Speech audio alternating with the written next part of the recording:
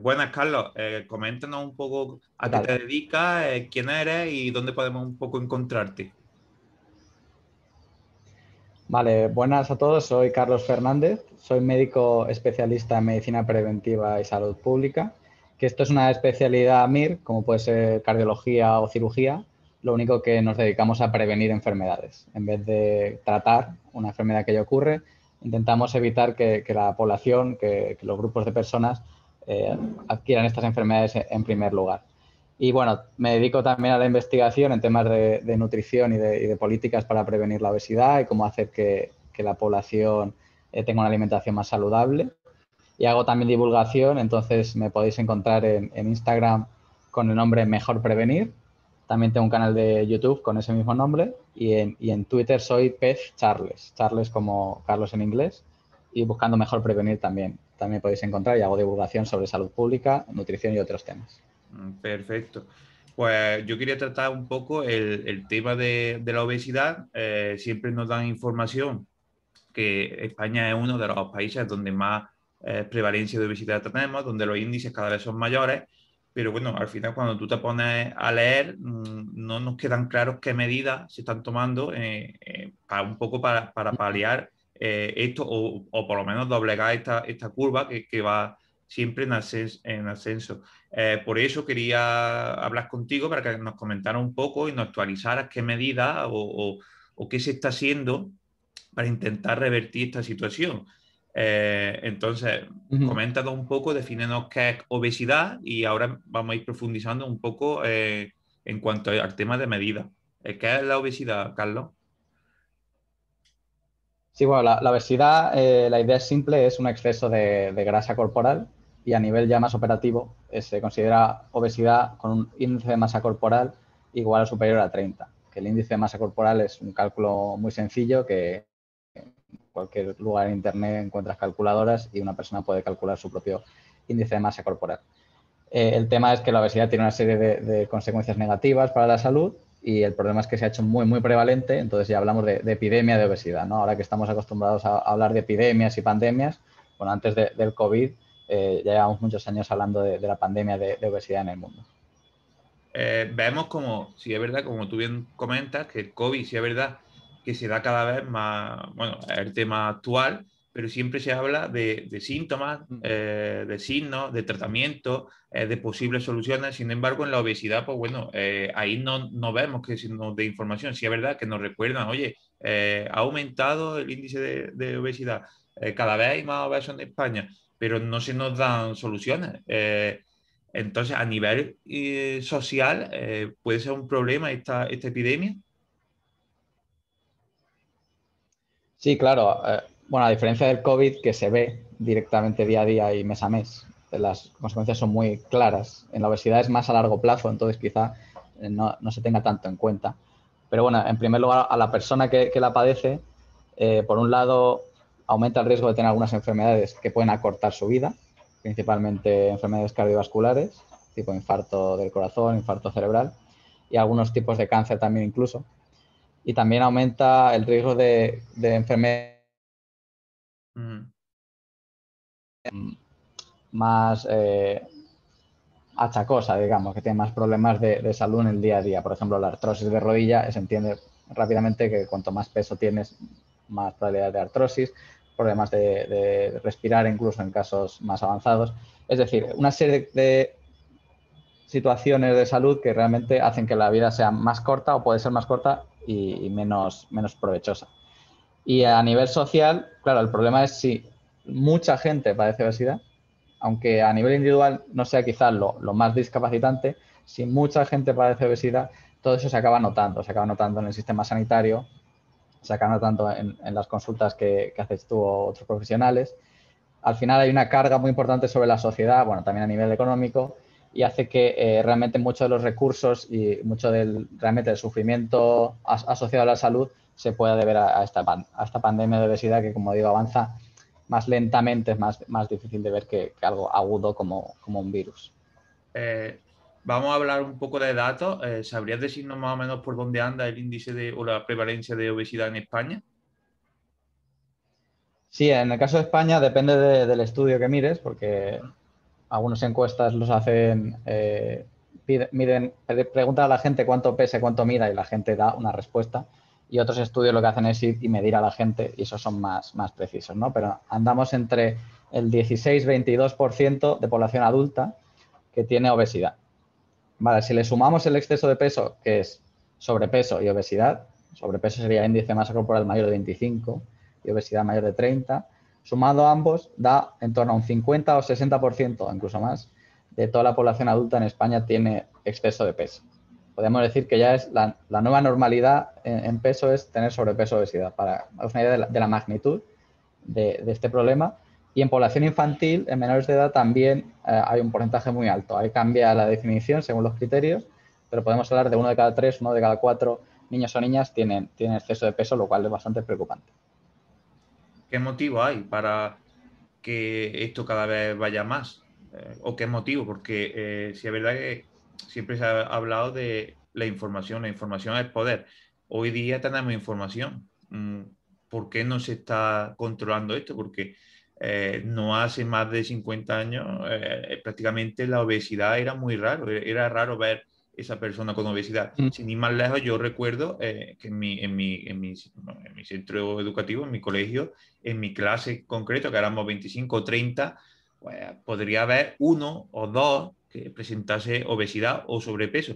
Lo normal no era ver a esa persona con exceso de peso. Sin embargo, hoy tú te vas a un centro, a un aula, y de 25, pues como bien comentas, casi la mitad presentan datos elevados. Entonces, siempre nos han dicho que la información es poder y es como la manera de revertir esto, pero estamos viendo como que algo falla. ¿Qué motivos crees que pueden llevar a esta situación?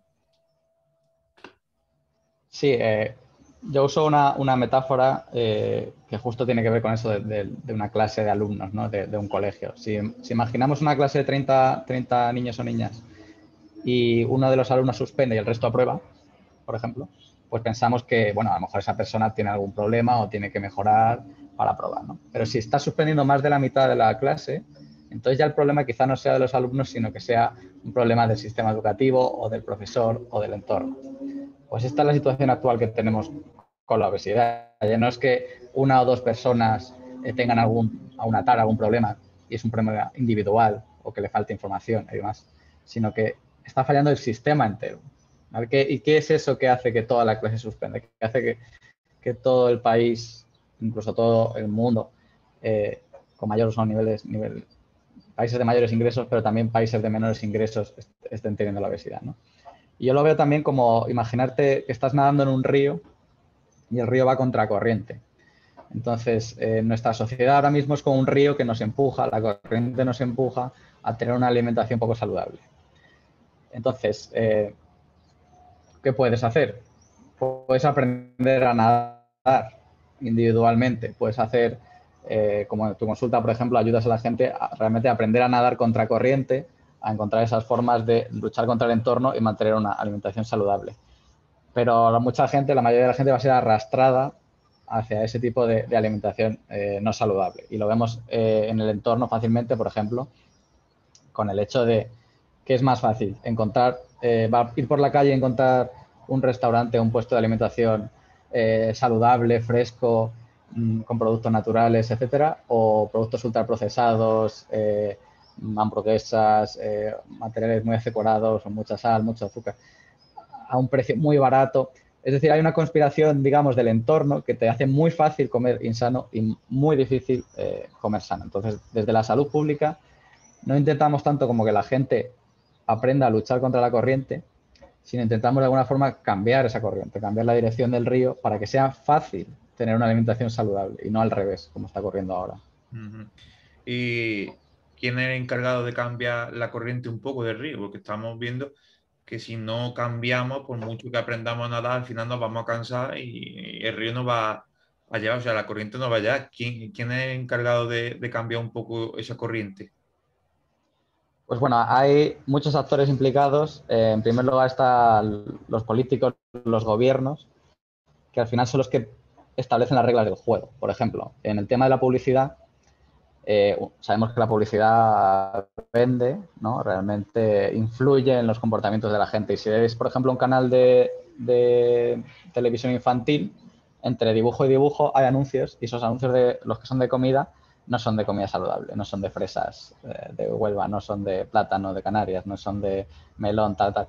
Suelen ser productos insanos, galletas, helados, etcétera, etcétera. Bueno, esos productos se publicitan y afectan a los deseos de los niños y de ahí en adelante adultos también, porque se permite que haya una publicidad, hay una regulación que permite esa publicidad. Entonces, la parte más responsable de cambiar la dirección en realidad es la política, son los gobiernos, son las que establecen qué tipo de medidas se pueden hacer, qué publicidad se puede hacer, qué tipo de menús, también a nivel, no solo a nivel de gobierno, sino a nivel de organizaciones e instituciones. Por ejemplo, si en un hospital el menú de comida es insano, bueno, el responsable de que ese menú sea sano para que la gente por defecto tenga una alimentación saludable, pues es la persona responsable del servicio de catering del hospital. En las empresas, igual, si el menú es insano, pues el responsable es el gerente de la empresa, ¿no? Entonces hay una serie llamamos, personas tomadoras de decisiones, que suelen estar a niveles políticos, a niveles de gestión, que son las que deben un poco velar porque el entorno sea adecuado, porque el río tenga una dirección correcta.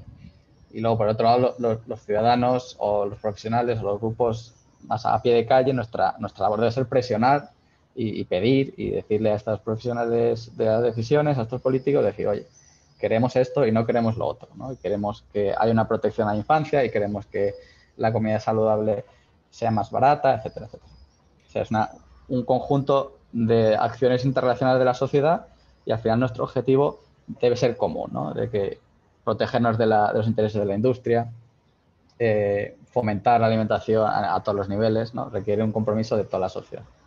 Vale, y bueno, hay gente o sectores de la sociedad que sí ponen de su parte para intentar un poco cambiar esto, pero existen medidas ahora mismo a nivel gubernamentales o a nivel de escala alta donde se intente luchar contra esto, porque bueno, nosotros, bueno, de manera individual sí es verdad que podríamos, por ejemplo, los profesionales, pues cada vez informar más, tal, pero si realmente no hay medidas que ayuden esta divulgación que, pues bueno, venimos haciendo, es realmente difícil. Hoy día existen medidas para tratar esto.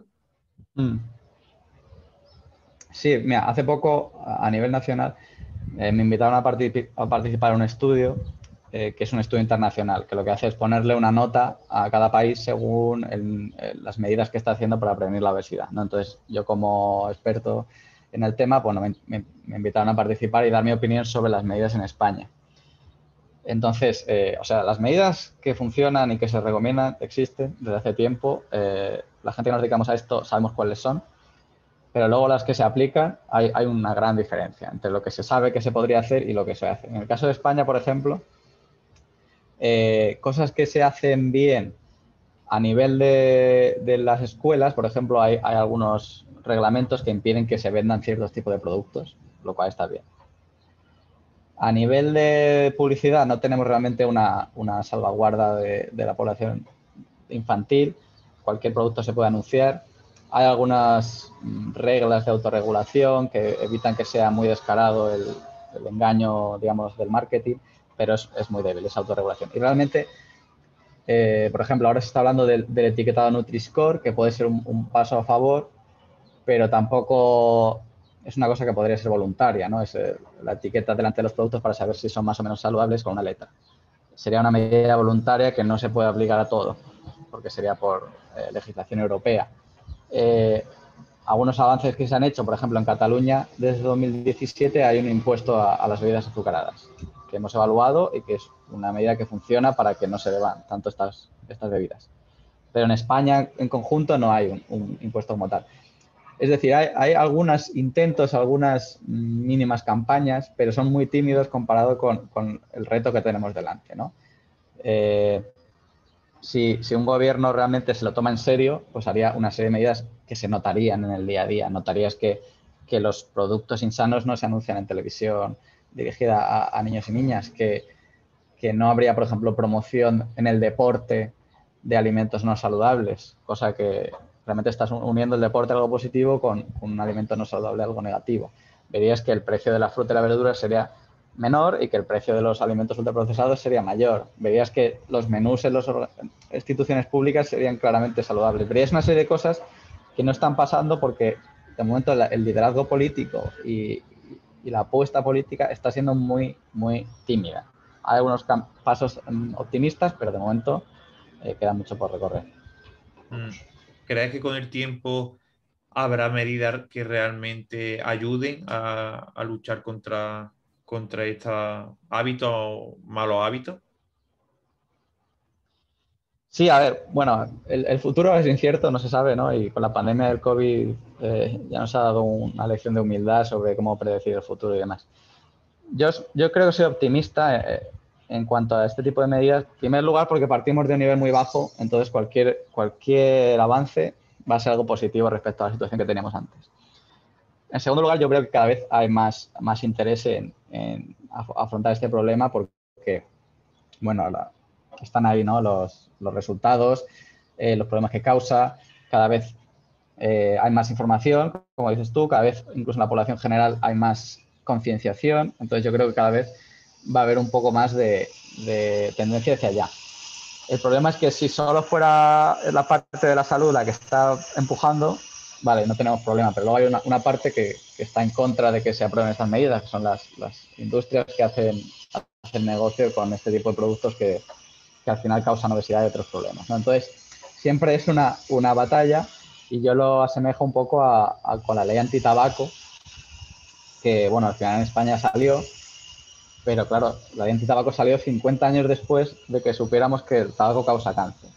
Entonces, este proceso no va a ser para nada sencillo y va a haber muchos conflictos y muchas cortapisas y demás. Entonces, bueno, paciencia, pero creo que al final por su propio peso caerá que este tipo de medidas son fundamentales para la salud pública. Entonces, podríamos decir que a la larga vemos que la tendencia puede ir caer, o como bien dicen, no podemos pronosticar nada porque estamos en una situación incierta, pero ¿crees que realmente preocupa este tema y que a nivel político se echará una mano? O consideras que está muy lejos todavía de eso? Sí, lo que te digo, hay algunos indicios de optimismo, ¿no? El hecho de que, por ejemplo, esté en el debate el tema del Nutri-Score. Bueno, hace unos años no hablaríamos ni siquiera de ninguna medida de salud pública. Este año, por ejemplo, se le subió el IVA a las bebidas azucaradas en toda España. No es una medida FETEN de salud pública porque el impuesto no está diseñado sobre el consumo de azúcar, sino sobre la categoría, vale. Pero, y al final se justifica porque hay que aumentar la recaudación, pero aún así da una pequeña esperanza, optimismo de que una vez que se abre este melón, pues bueno, se puede seguir por ahí. Mm. A nivel político internacional, sí, por ejemplo, los objetivos de desarrollo sostenibles, que son los objetivos, digamos, mundiales para 2030, uno de ellos es parar el aumento de la obesidad, ¿no? Que la obesidad por lo menos se estabilice. Fíjate que no es muy ambicioso el objetivo, no es reducir la prevalencia de obesidad, sino que se frene. Que bueno, que parece que en España, en nivel infantil, parece que estamos cerca de conseguirlo o estamos en una estabilización. O sea que hay ciertos, es decir, brotes verdes o brotes de esperanza de que podamos ir hacia allá, pero esto no va a ocurrir solo, no va a ocurrir si no hay una presión y a la gente realmente le importa y a la gente realmente quiere que esto cambie, ¿no? Y bueno, a nivel científico y a nivel de profesionales de la salud, desde luego que la presión está y cada vez hay más evidencia del funcionamiento de las medidas, cada vez hay más prioridad a estos temas. Yo creo que podemos ser optimistas, pero entre comillas y siempre con la guardia alta. Vale. Así es. Y bueno, yéndonos un poco al papel del dietista nutricionista, que es un poco el que encabeza este cambio de hábito, un poco podríamos llamar el que puede liderar este cambio, ¿por qué en España no lo incluye la sanidad pública cuando vemos que hay muchísimos otros países, por ejemplo, que esa figura ya está como reconocida como en salud pública? O sea, es como que hay un vacío que en plena pandemia había muchos dietistas que no trabajaban en centros sanitarios, tipo consultas de fisioterapia o tal, que tuvieron que cesar su actividad cuando realmente ya se ha comprobado y fue al principio, tampoco llevó mucho estudio, que la obesidad estaba o influía directamente en los síntomas de COVID. ¿Cómo a nivel teórico podemos dar una información de que el nutricionista o el dietista sí es salud y después a nivel práctico pues no lo vemos reflejado en ningún lado? ¿Por qué motivo es eso? Mm. Sí, decía un profesor mío de medicina, endocrino, decía que la nutrición siempre ha sido la hermana pobre de la medicina, ¿no? Siempre ha sido la parte desdeñada o la parte despreciada respecto a otras áreas de la salud. Quizá por diversos motivos, ¿no? Porque parece que la nutrición es algo demasiado básico, como que todo el mundo sabe, que en realidad no es así, o quizá que no sea tan llamativa la tecnología, no son máquinas, no son nuevos avances farmacológicos. Por una serie de motivos históricos también, bueno, la nutrición siempre ha estado de lado. Sí es cierto que los colegios profesionales, las asociaciones profesionales de dietistas, nutricionistas, todos los colectivos llevan desde que nacieron prácticamente pidiendo que se incorpore a la profesión al sistema sanitario público, ¿no? Igual que hay otros profesionales, fisioterapeutas, psicólogos, odontólogos. Ojo, que esos profesionales también están muy poco representados. Es decir, ya partimos de un sistema sanitario poco diverso en cuanto a profesiones, que además tiene severos problemas de presupuesto, de recortes y demás, ya tal y como está. Pero bueno, al final la incorporación o no de unos profesionales es una decisión, como hablamos antes, política. Es una decisión de los responsables de la autoridad sanitaria, a nivel del ministerio, a nivel de las comunidades autónomas. Yo creo que un factor que puede influir también es que la profesión como tal y la carrera universitaria es relativamente más joven en comparación con las áreas sanitarias clásicas, ¿no? Si mal no recuerdo, hablamos de que la carrera de dietista nutricionista empezaría en los años 80, además. Todavía no tiene un recorrido tan amplio como otras profesiones. Pero al final todo eso se traduce en interés político y en cómo juegan los actores y cómo la profesión es capaz de defenderse y presionar y convencer a las autoridades sanitarias, que al final lo que quieren es ahorrarse todo el dinero posible, ¿no? Pero yo creo que al final, al igual que con las medidas de obesidad, al final caerá por su propio peso y se incorporarán más dietistas al sistema sanitario. Hay algunos también ejemplos de optimismo de algunas comunidades autónomas que han sacado oposiciones y bolsas, pero bueno, sigue siendo algo anecdótico, sigue siendo algo excepcional y hasta que se inserte en la estructura todavía creo que va a pasar varios años y mucho trabajo de presión y mucho trabajo de intentar convencer. Yo estoy convencido de incorporar dietistas nutricionistas, teniendo en cuenta que la nutrición es fundamental y los riesgos derivados de la mala alimentación son quizá la primera causa de enfermedad prevenible. Entonces, meter ahí a un profesional que sepa tratar de esos temas va a mejorar el pronóstico de los pacientes, va a mejorar el tratamiento de pacientes que ya tienen una enfermedad relacionada, puede mejorar la prevención. Pero de todas formas, incluso aunque el dietista estuviera incluido dentro del sistema sanitario, yo imagino un poco que esto es como la punta del iceberg, ¿no? Realmente, si toda la población es un iceberg o una pirámide, en la parte de arriba está la gente que está peor, ¿no? La gente que tiene más problemas de obesidad, con diabetes, con enfermedad cardiovascular, con dislipemias y tal. Y luego en la base está más la población general o la población que tiene sobrepeso simplemente. Entonces, el dietista, nutricionista en el sistema sanitario y cualquier profesional en el sistema sanitario, lo que es el hospital o los centros de salud, etcétera, solo pueden llegar al pico de la pirámide o a la parte de arriba del iceberg. Porque claro, al final, si tenemos un 60% de sobrepeso o obesidad en España, eso son más de 20 millones de personas. No puedes tener una consulta personalizada de dietista de varios meses de seguimiento y tal con 20 millones de personas. Básicamente eso no lo puede asumir ningún sistema. El sistema sanitario tiene una función en la gente que está peor, ¿no? En la gente que necesita más apoyo especializado, más apoyo en el tratamiento, y ahí se beneficia más. Pero si queremos que toda la población mejore, aparte de un sistema sanitario fuerte, necesitamos salir del sistema sanitario. Necesitamos llegar a todo el iceberg. Y eso se consigue. Yo a veces digo, bueno, queremos nutricionistas en la sanidad pública, pero queremos nutricionistas en los gobiernos.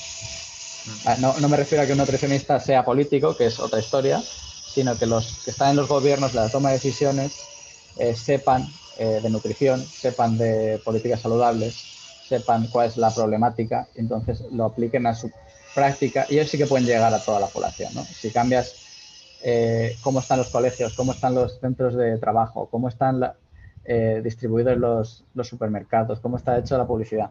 Todo eso va a llegar a toda la población, va a llegar a todo el iceberg. Y luego, aparte, también estaría bien tener un buen pico de iceberg, un buen sistema sanitario con dietistas, nutricionistas especializados.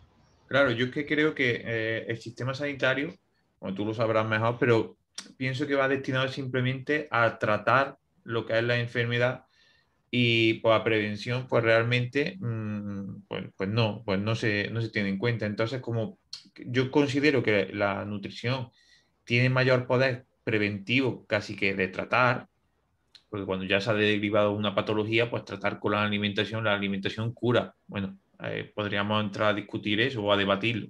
Realmente lo que sí tiene poder es de prevención. Y como que en la sanidad pública la prevención no es nuestra prioridad, es lo que yo considero.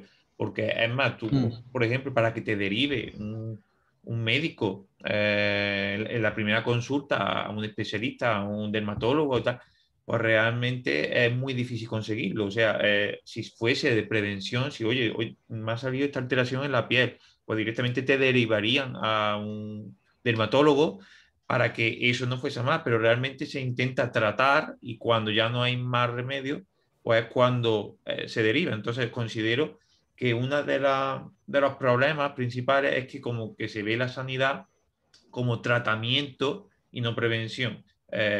Y eso, pues realmente a la nutrición, pues a todos los profesionales, pues les perjudica porque nosotros hacemos un trabajo preventivo, ya no de tratamiento, que hay veces que también, pero a prevención no interesa. Cuando tú estás en un hospital, pues la nutrición podría ayudarte a acortar esos tiempos de recuperación, pero bueno, eso no me interesa. Yo te he hecho la intervención y tal. Lo que sí me resulta curioso es que no se tenga en cuenta como método preventivo, pero sí es verdad que a mí me llegan muchos pacientes que sufren obesidad mórbida muchas veces, van a operarse de la rodilla, no tienen que hacer una intervención muy arriesgada, simplemente una intervención de rodilla, y ahí la primera directriz es, oye, pierde 20 kilos porque así no te podemos operar. Es como que se te deriva, oye, ponte en manos de un dietista nutricionista en la privada porque así no se te puede atender. Entonces, me resulta curioso cuando se deriva a un nutricionista y ese perfil no está ahí. Entonces, pues es un poco, bueno, es un poco, no sé, por lo menos un poco curioso, ¿vale? Entonces, por eso te he hecho esta pregunta, porque sí veo que cada vez se Sí. utiliza más el perfil de la nutrición cuando estamos hablando de operaciones, cuando tal, pero después a nivel legislativo, pues bueno, que se queda un poco en un limbo ahí, en un vacío legal. Por eso era. No te quiero tampoco robar mucho más tiempo, muchísimas gracias. Quiero dejarte pues la última palabra por si quieres comentar algo más o añadir cualquier cosilla y nada, despedirnos porque realmente me ha resultado bastante útil este pequeño tiempo que hemos estado charlando. No sé si quieres comentar algo más. Sí, nada, muchas gracias por la invitación. Lo único que comentar al final que tienes toda la razón de que el sistema sanitario también históricamente se ha creado para atender a la enfermedad, no a la salud, ¿no? Entonces realmente está enfocado como vamos a tratar enfermedades, además enfermedades agudas que las tratas y se terminan. Pero en el último siglo, bueno, estamos viendo que ha cambiado la cosa. Ahora el tema es lo crónico, a pesar de que haya pandemias como el COVID entre medias. Lo que importa es lo crónico, lo que es a largo plazo, lo que involucra el cambio en los hábitos, lo que involucra la prevención. Y necesitamos un cambio de paradigma, que la salud no es solo ir al médico cuando me duele o es ir al dietista cuando tengo que perder 20 kilos para dentro de un mes, como en el caso que has comentado, sino que la salud es ante todo, mantenerte en buena salud, mantener esa prevención y que para eso necesitamos, ahora, que seamos conscientes de que estamos remando contra corriente, que mucha gente en el tema de la obesidad se fustiga, piensa que está mal, que es algo malo suyo, ¿no? ¿Por qué yo tengo sobrepeso? ¿Por qué tengo obesidad? Debe ser algo malo mío, debe ser o mi genética o que no tengo fuerza de voluntad y demás. Realmente la causa está fuera, la causa es esa corriente que nos empuja.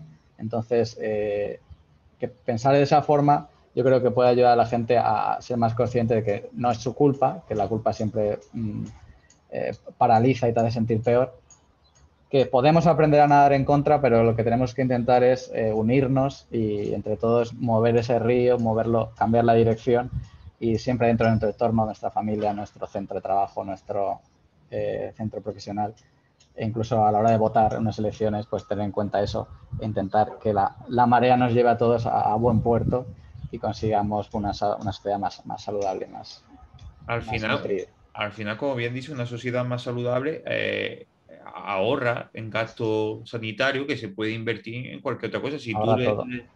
Si tú restringes esa publicidad o, no sé, como que incita a que esas marcas tengan que cuidar un poco los productos que lanzan, al final eso va a repercutir directamente en la salud.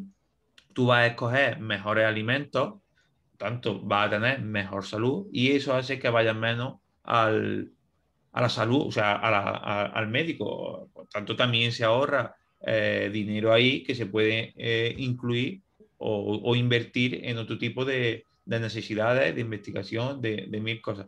Entonces, Por supuesto. realmente al final, el que te cuides tú hace que la sociedad se esté cuidando, porque ya si tú no te cuidas, tienes diabetes tipo 2 que es fácil prevenirla, pues tienes que ir a esa consulta médica. Y realmente si hay otra persona que realmente la necesite, pues estás tú ocupando el sitio de esa persona está en lista de espera, se la atiende peor, se la atiende más rápido. Y el dinero que se podría invertir para educación, que tanto pedimos para educación, pues está perdido un poco en la consulta de una enfermedad que claramente se podría haber revertido si hubiesen hecho las cosas bien. Entonces, al final, como dices, todo va a repercutir a nivel social, o sea, que tú te cuides hace que todos estemos también más saludables. Es igual que la medida del tabaco, como has comentado, que tú no fumes ahí no solamente es beneficioso para ti, sino también es beneficioso para mí que estoy al lado. Entonces, al final ganamos un poco todos. Que cuesta trabajo, como costó con el tabaco, que no todo el Mm. mundo tiene bueno, esa ganas de luchar pero que al final nos vamos a beneficiar todos. Que ahora mismo parece que te perjudica, pero que a la larga te va a beneficiar. Un poco la conclusión que yo quiero hacer.